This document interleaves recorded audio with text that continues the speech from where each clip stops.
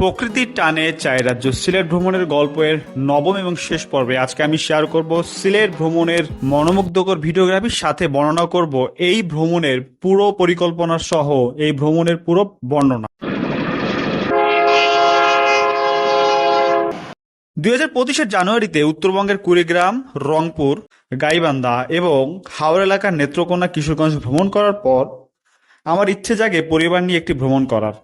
নানা জল্পনা কল্পনার পর আমার স্ত্রী পরিকল্পনায় আমি সেট করি প্রকৃতির টানে চায়ের রাজ্য সিলেট ভ্রমণ করব।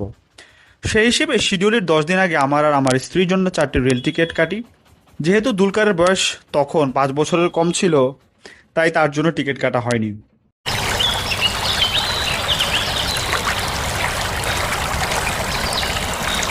31 তারিখের টিকিট আমি 21 জানুয়ারিতে পেয়ে গেলেও 2 তারিখের ফেরত আসার টিকিট আমি 23 জানুয়ারিতে পাই।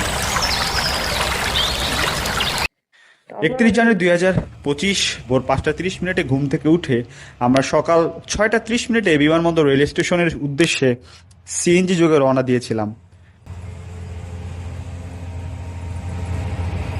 সকাল 6টা 58-এর দিকে ট্রেন ছেড়ে আমাদের ট্রেন পারাবত এক্সপ্রেস প্রায় 6 ঘন্টা পর 1টা 26 মিনিটে সিলেট রেল স্টেশনে গিয়ে পৌঁছায়।